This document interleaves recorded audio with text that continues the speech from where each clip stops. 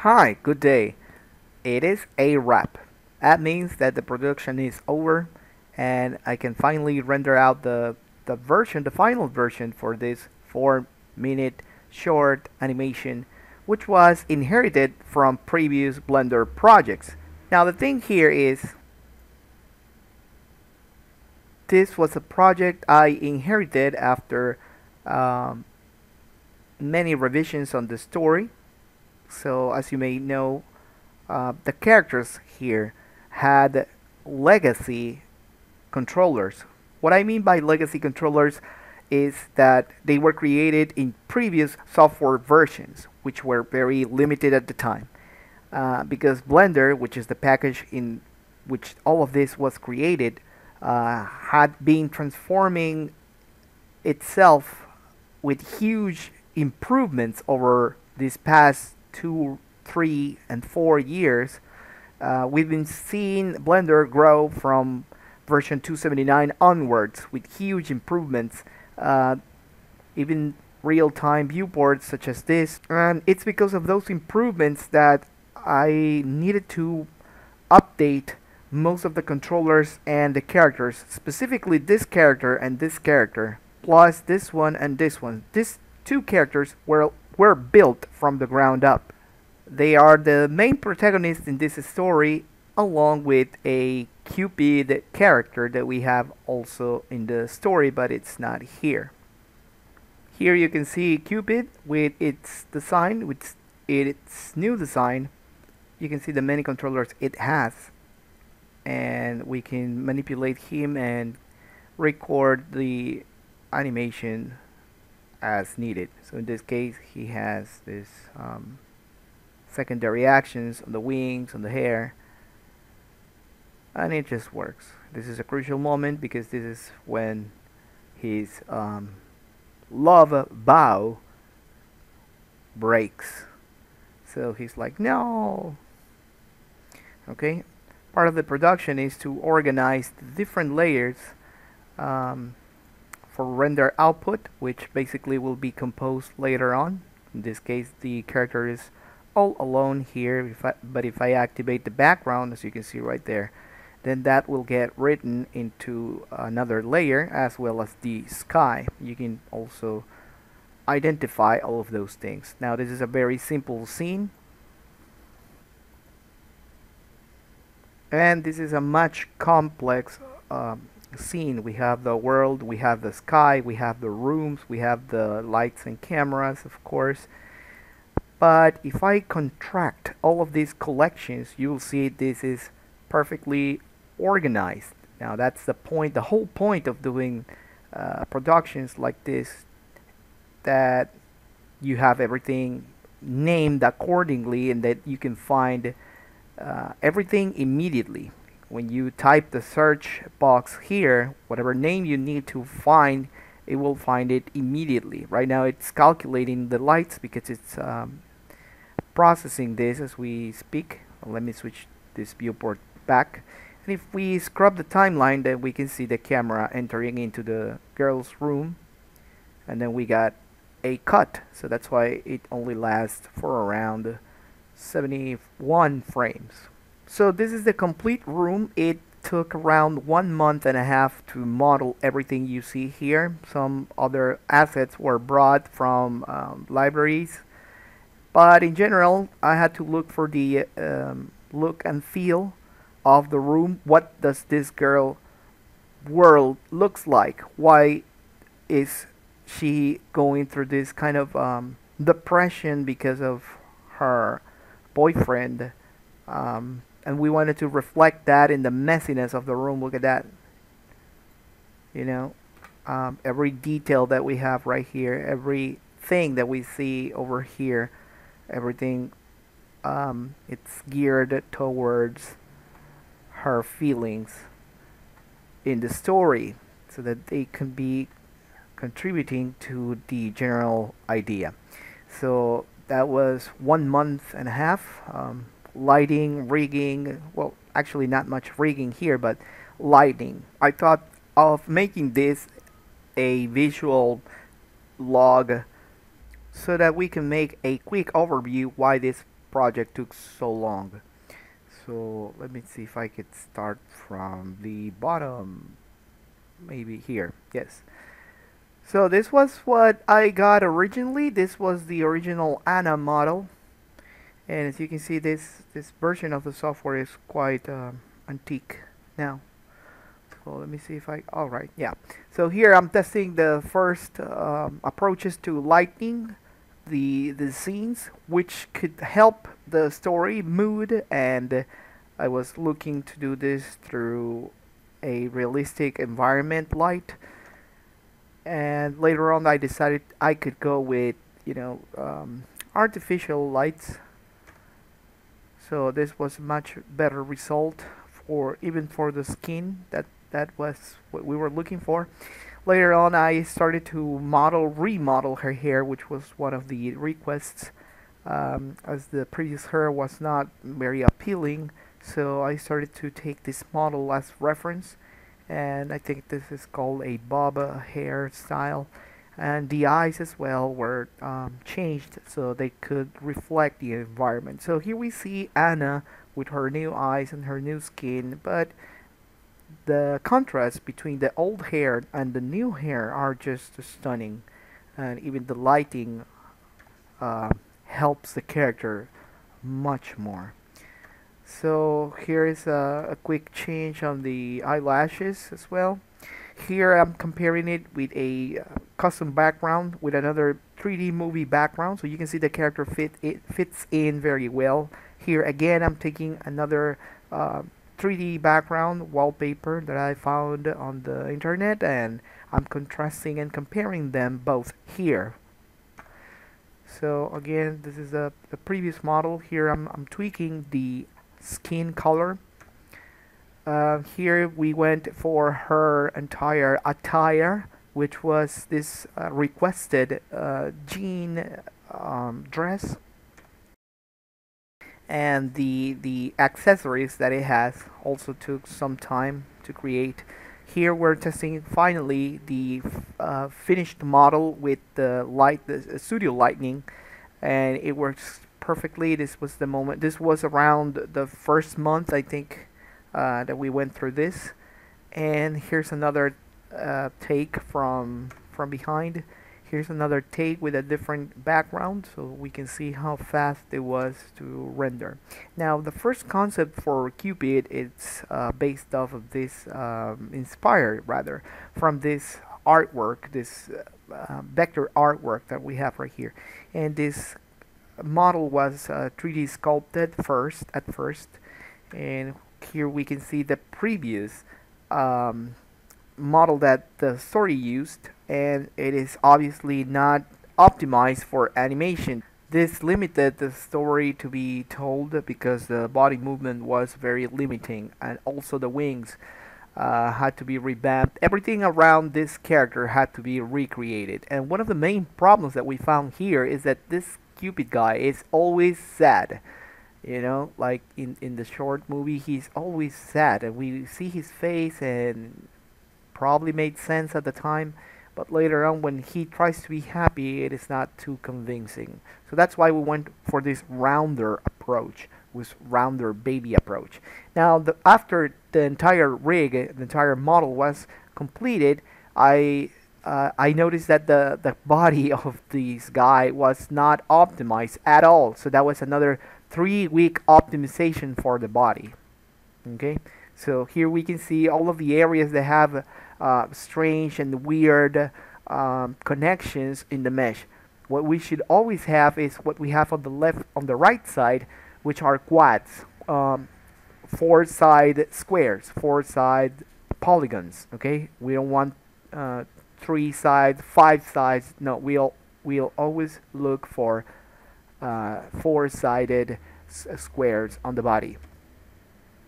So let's continue with this. This is around week 3 for this character only. So if we are adding up the weeks, you can see now this is month number 2, and we still need to go with the pants, and the hair is about to be finished. The wings were left as the previous version, which also did not help at all. and the hair was too messy. I had to rebuild the entire hair and facial features. But once that was done, we get a much clearer information for to deform this little guy. Okay, so you can see here it's a cleaner topology, it's a cleaner appeal and look. Okay, so the hair was also sculpted and then later on retopologized or recreated so that it will have perfect quads, polygon quads.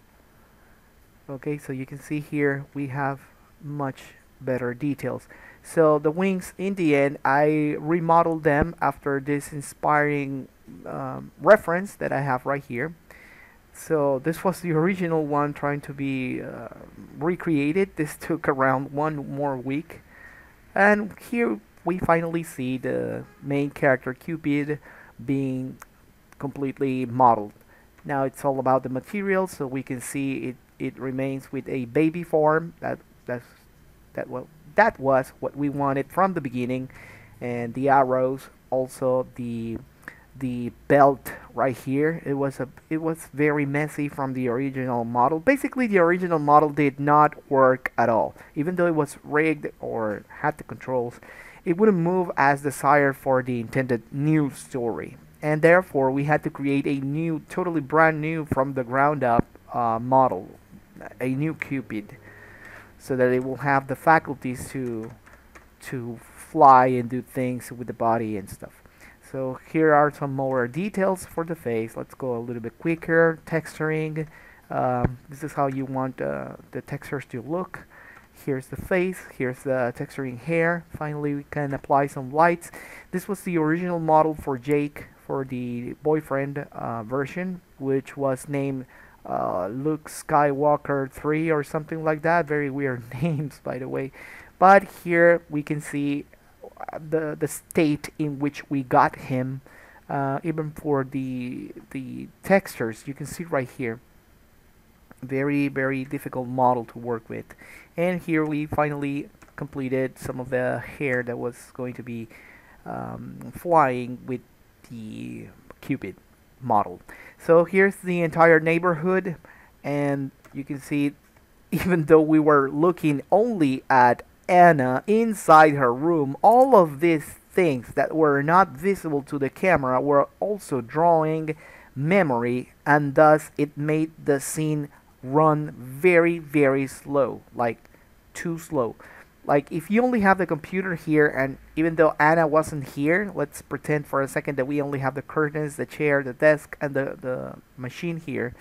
If you press render, all of these models, all of these 3D polygon things will still have to get drawn even though they are not visible. We'll still draw memory even though they are not visible. Okay, so this is not a good practice to do. So you can see right here that I organized some of the collections here so that I can switch them on and off. But all of this was mess. It was an entire mess. Badly named. Nothing identifiable. Cube 1, Cube 94, Circle or Sphere 180. No, it was totally a waste of time there. So that was another 2 or 3 weeks. Actually, this was 3 weeks of organizing things and renaming things. That's month number 4. So here's Jake, his original form, and here's Jake after his revamp session, created from the ground up again. Here we can see Cupid already texture. He looks good, and his 2 bows. He starts off in the story with this one, and then later on he'll gain this one after 10,000 couples fall in love. So let's continue to review Jake, and this was specifically asked of this model that it has some sort of similar texture in green color, so that's what we did, and an aquamarine color I think it was. And here we have the first scenario. So this is how we're working for the final render, for the final image, and this is how it looks from viewport. And here we have a comparison frame 74 and frame 90, that these frames have, for example, this one right here costs 0.97 cents, and this one will cost 0.1 cent.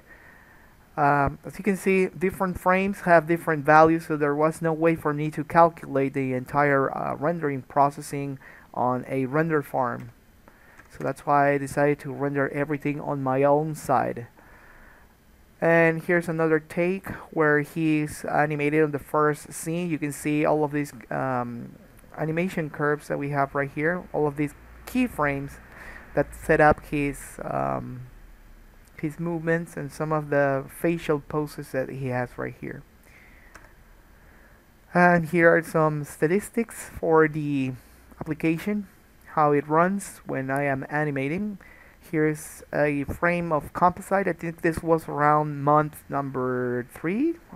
I think when we got this first image, month number 4. And here I try another render farm service online. This one, for example, one single frame, okay, cost around 0.09. It was 80 frames long, so this cost $7.35. So imagine rendering something of 5,000 and something. So the exact number we did of frames, it's 5,268 frames.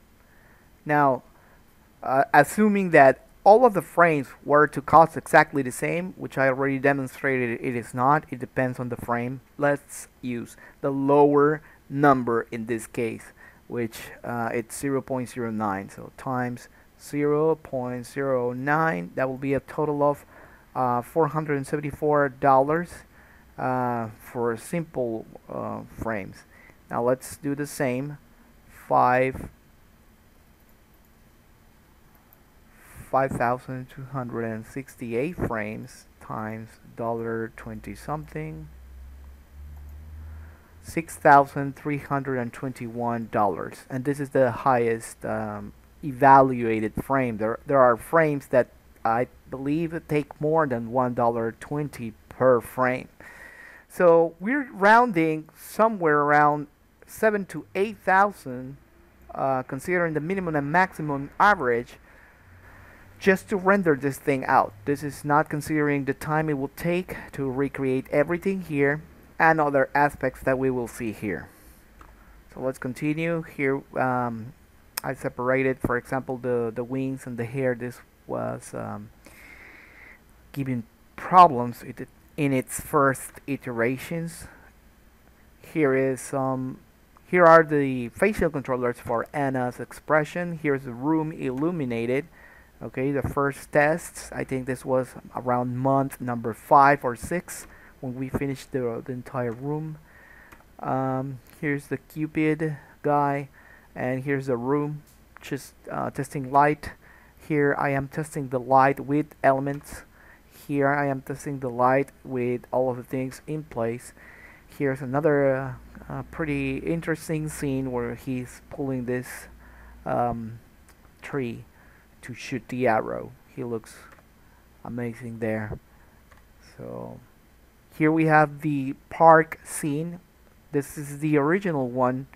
So we can see here that there are not many details all around.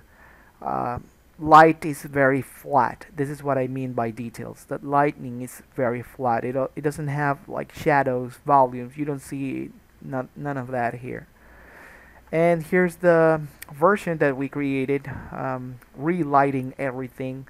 Some of the assets were edited, as I mentioned before. This guy was left as it was. He was left, and all of this was left as it was. Otherwise, it would have taken another 2 or 3 months. Here's Jake's room with lighting as well.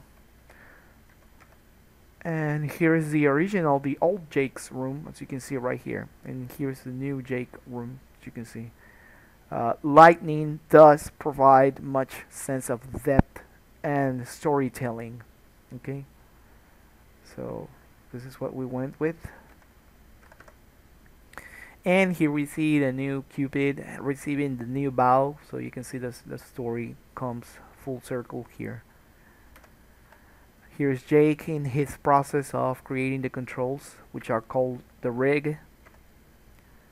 Here is Jake completely rigged, and also we had to switch the original boots that he had for this kind of sneakers, since we saw that none of the scenes picturized him with boots, so the boots were really heavy considering geometry wise, so there was no need for that.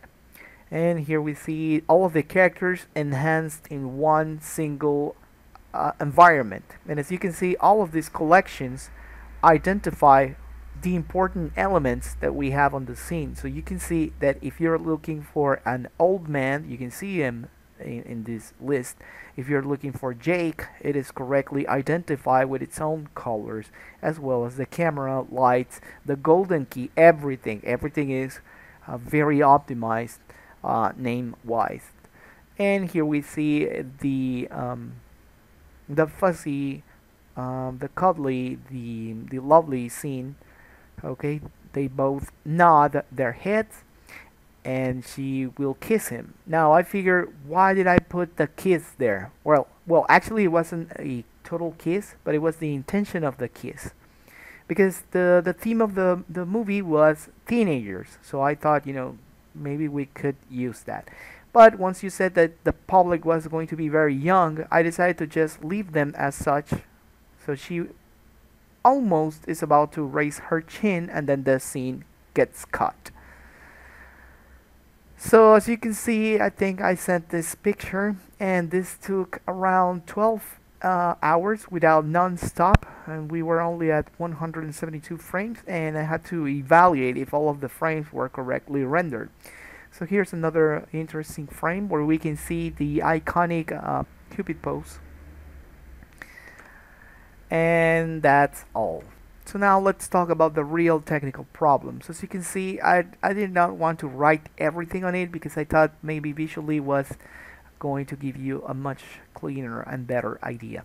So the software has this internal structure to hold, retain, or record the assets that you put in it. Okay, and there were a lot of assets, I don't know if you can see it here, that were simply broken. The system could not find it. Obviously this is bad management of assets, and it says that this rig, for example, could not be found. This other rig over here was broken, child blah blah blah, and this as well did not function. Directly, it's an unusual rig. There's nothing that we can do about it, but because the original files were not there. And I didn't want to put you through a long technical search and stress in the middle of other important things that you commented that were happening, as well as me being the 3D artist on this. So I needed to handle this all on my own. For example, this was something astonishing to me. There were 2 and 3 and even 4 copies of the same guy on the original files that I received from you. Okay, this is not to blame anyone, but again, this is bad management for 3D assets. You don't do this in a production, because if you inherit this, such in my case, I will not know which of these controllers is the original controller for this guy. And even though if I start them to move, some other functions from the other controllers will also present erratic behaviors. So it doesn't matter if I move and find the original one, the 2 and 3 duplicated ones will be disjointed, will be displaced. It's going to be really a mess. A big crash scenario also happened while I was working with this file. So the best decision we took was to delete everything, delete the Cupid, the rigs, the controllers, everything. Leave just the static meshes stayed as they are without any kind of controllers, and recreate all the controllers. All of that all together in this project took around 2 months and a half. So let's go for this for this environment as well. This is the original Anna's house. As you can see, everything is modeled there.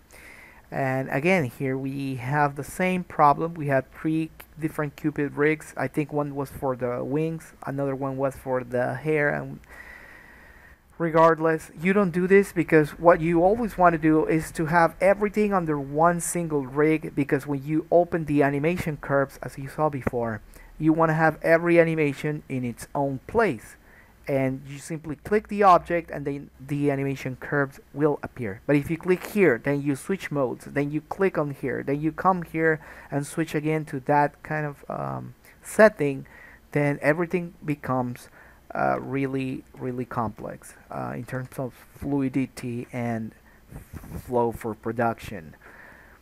Again, this is something that just blew me out of the chair. When you create things here in 3D, we have what we call the modifiers. A modifier in this case is something that can help you achieve your end goal. For example, if you model one eyebrow, you can use a mirror modifier to go onto the other side.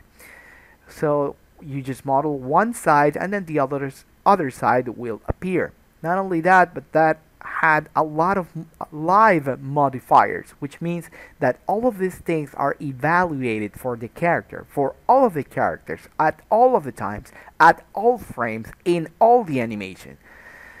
By mentioning all of this, you can already imagine how slow a computer, not even, doesn't matter if it's a supercomputer, it will go tremendously slow. So this was a really huge pain in production.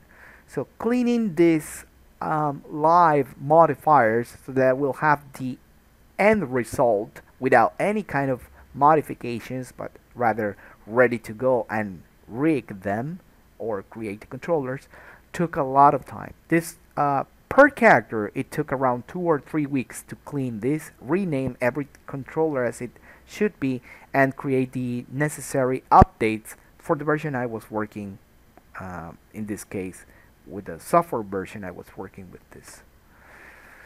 Here again, whenever I used to save files, the software will report that some of the objects and some of the textures were not found, were broken, or were somehow missing. You can see right here, these were the original models. You can see how they are also broken, and all of this is because rigging was not created as optimally as it could, and also because of the software updates. So when these characters were created back some 4 years ago, the software itself had to come to a lot of improvements, like I mentioned before. So this is nobody's fault.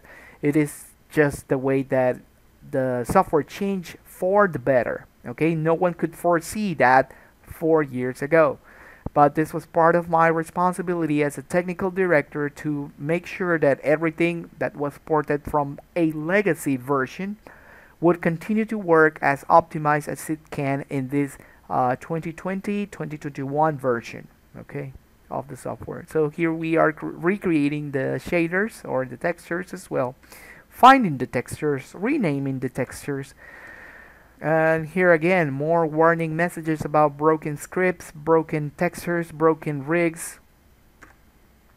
Really horrible times. Here you can see there are 2,003,047 million of polygons, which makes the scene really slow to play back, because as we are animating, you want to push play and see what the character does. But if you would push play under this circumstance, then it will play around 1 frame every 30 seconds, which is not optimal. You want to play 24 frames in 1 second. That's just for context. Yeah, the language. I don't know what kind of language this was, Kmar.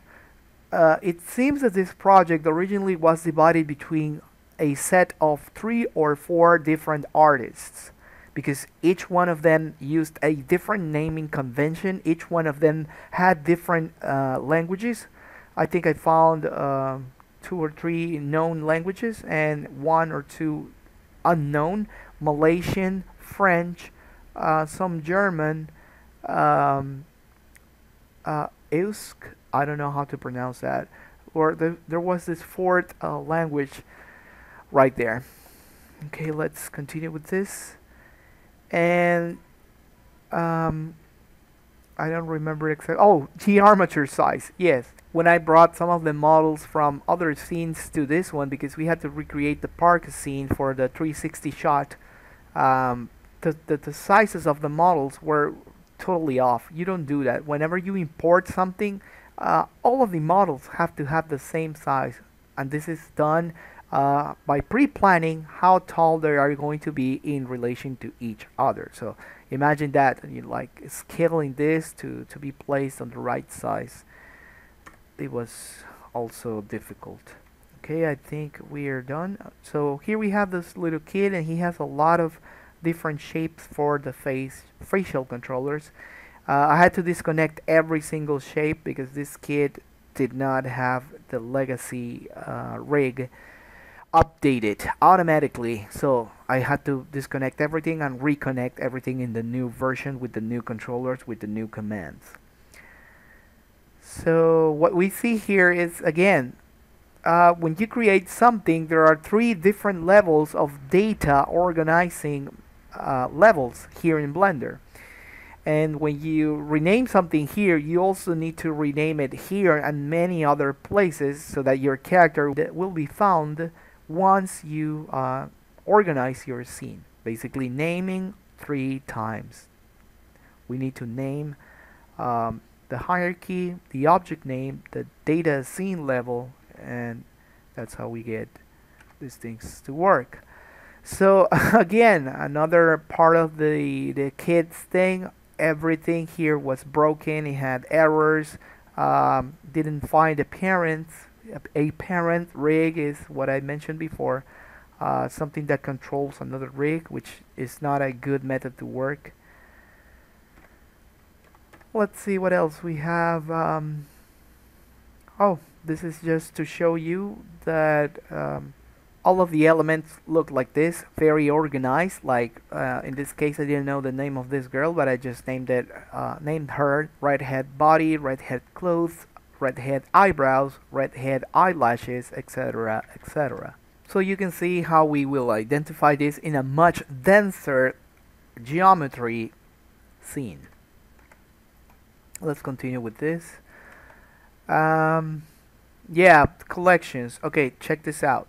When I had to import something, Blender has the ability to enter a file like you sent me before, but that file has to be organized. And imagine searching through something specific in collection 001. You don't even know what you can expect there. Or rather on collection 11 or collection 20. This one says Cupid 2. This one says Dart, Detective Omi, the dog, the bow, the chair. This was not optimal. This was not optimal at all. This is the first time I opened the park scene. You can see how many errors, how many controllers were disconnected, how many errors we had that they could not, parameters that they could not connect to each other.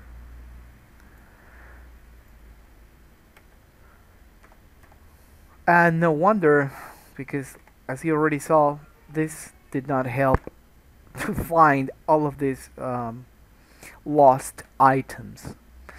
So here we can see that after around 2 or 3 weeks, I could finally put this sense all together, and I had to just go through it and rename everything, as you can see here. But well, I think this is the original one, the original scene.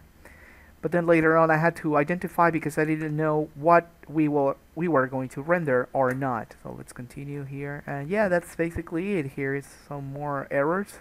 This is the before and this is the save, and then it says it's broken, please find this, this controller is broken, please find this rig is orphaned, it doesn't have a parent. And yeah, that basically took around 3 months to fix. But Now we have every scene updated, everything renamed. So I think I sent this one as well. This is the final scene. This is part of the animation process. So you can see all of the curves are right there. And if you read the hierarchy here, you can see what each one of these collections is doing. For example, the trophy is just this trophy. The Cupid Complete rig is, him. And there are other elements like the curtains, lights, and everything works as expected. Let me see if I can find something else. The aim was always to have controls well defined over the character so they can perform their facial actions, scaling accordingly. Small details such as the eyes or the ears, the eyebrows, everything there had to be correctly managed. The tongue. This is the kind of level that had to be adapted on the run. If we would have this plan from the beginning, then we would have some other results as well for the good of the production. So that's that. Thank you very much. It has been like 30 minutes, but I hope this encompasses everything that the production went through and everything that I had to go through in around 4 to 6 months of fixing everything. So in reality, since we have covered one entire year, 12 months, the first 6 months, 4 to 6 months, we're dedicated to develop all of the solutions, putting everything in place, basically updating this entire project. And the animation itself for, I think, the 26 scenes or 24 scenes, I don't remember, 24 cuts were done in the 6 months approximately. We can average this into like 22 labor days per month per 6 months, 132 days divided by 24 scenes. That will be around 5.5 days or one whole week for one entire scene, which makes sense. If we were linearly to produce this thing, it was around the time that I expected to have this. But yeah, basically one scene to be completed in 5 days. Yes, that's the point. 5.5 days. Yes, it is totally the timing, the professional timing to create this kind of things. When everything is already set, when everything is already created and done. So, seeing all the characters like this, it's a huge happiness, a happy moment for them and for us. So that this short movie is completed. Even the grandpas here are smiling. So thank you very much for watching this, and I hope you have liked this technical review video. Thank you very much.